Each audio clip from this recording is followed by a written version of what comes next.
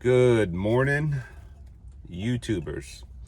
I want to talk about gun safety, gun ownership, gun responsibility on both ends. The gun owner and the opposing side, I'll say. I won't say criminal or intruder or bad guy, because nobody thinks they're the bad guy. I shared a video link on Chris Reed, 54-year-old father in Lubbock, and you can Google it or YouTube it yourself. Went to pick up his kid, had a confrontation with the ex-wife's boyfriend, and one thing led to the next, and he is now deceased. I will leave a longer, more news story below if you want to click on that. It's a 3-minute video. They go a little bit more in depth. Now I hear there may be an elected official involved as far as at the event or incident. Who that is, I'm not clear on that. And then, of course, a custody battle now between the deceased current wife wanting to take the kids from the ex-wife. Then the first thing I'll say is this: words matter. Use your words and know the words that you use, what meaning they have, not just to you, but to the other side.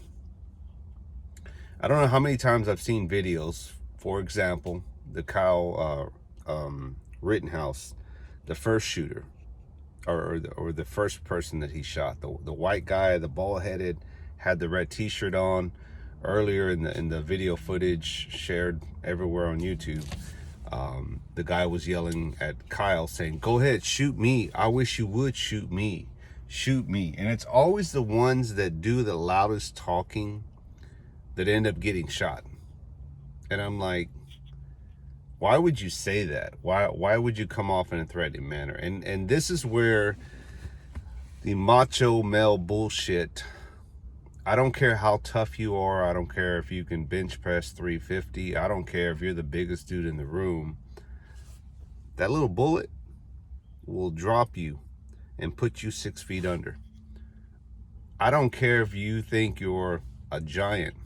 I don't care if you're the best cage fighter. I don't care if you're the smartest dude in the room. That little round, even a 22, a 9, a 40, will drop you like a sack of potatoes and put you 6 feet under. And you may not come back from that.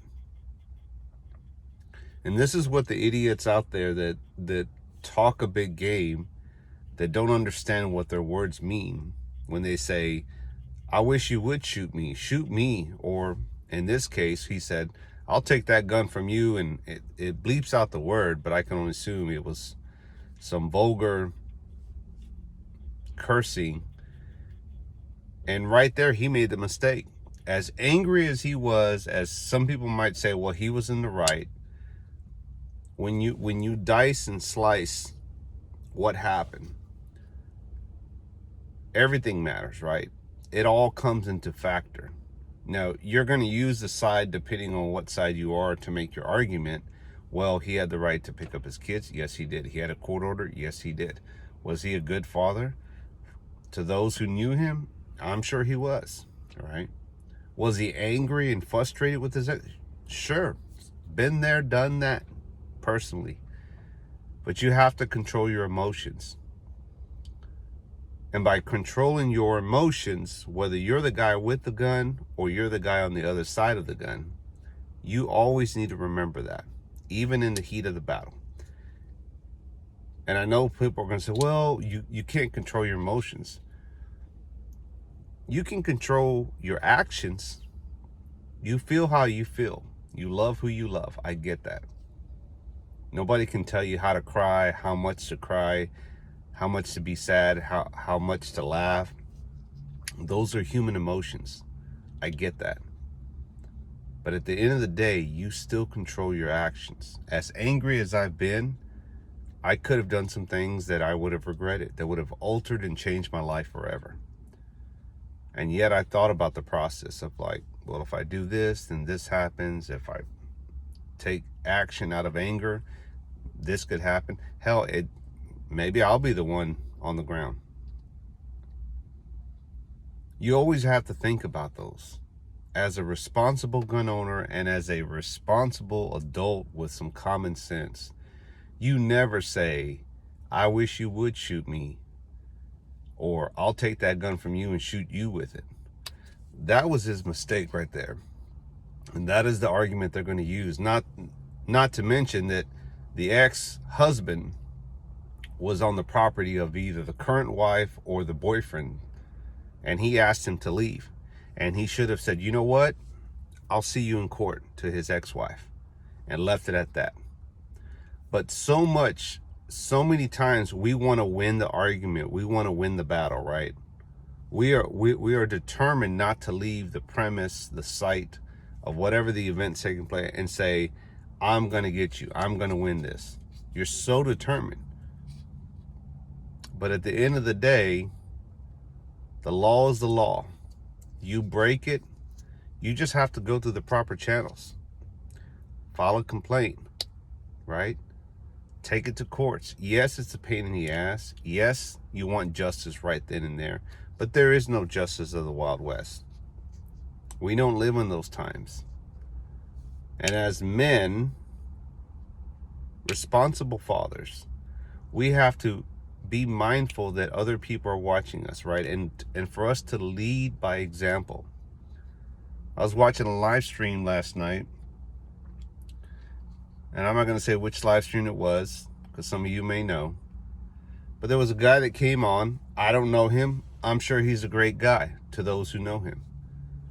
But he was being irresponsible, right? He had a couple of beers, had a side piece. He never flashed it, never took it out. But the guys who knew him knew he shouldn't be out there after having a few beers. That is irresponsible. And I applaud the gentleman that got on the other guy's ass and said, brother, I love you. And I say this with all love. And he chewed his ass out.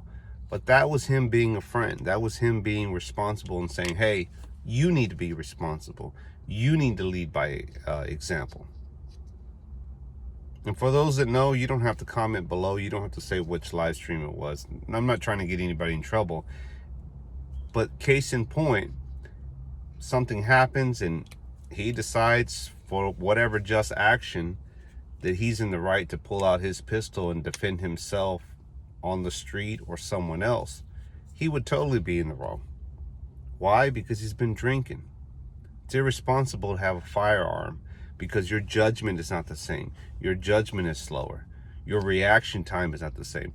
Who's to say that they don't beat his ass, take the gun, and then that gun is used in a crime? Irresponsible. If you didn't have the gun on you, that wouldn't have happened. The crime wouldn't have been committed with it. Maybe somebody else wouldn't have got hurt. You have to be responsible as a gun owner. It's not rocket science. Your words matter. Watch what you say. Watch how you say them and who you say them to. Because unless you're willing to go that extra mile and cross that line and deal with what's coming, you're making a gravely mistake. You're making a big mistake. A financial one if you live through it.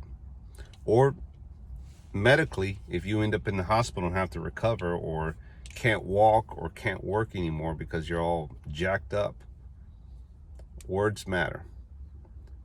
I've seen too many shootings. I've heard too many reports of online, even police officers getting shot for no reason, and their lives are altered forever as far as their families go on both ends. Be responsible. Words matter. Stop saying, shoot me. Even if you are the bigger, badder wolf, and you know you can take the other guy out, don't do it. Walk away. Now, if that gentleman was walking away and that guy came out and was trying to shoot him, the shit's on the other guy. Right out.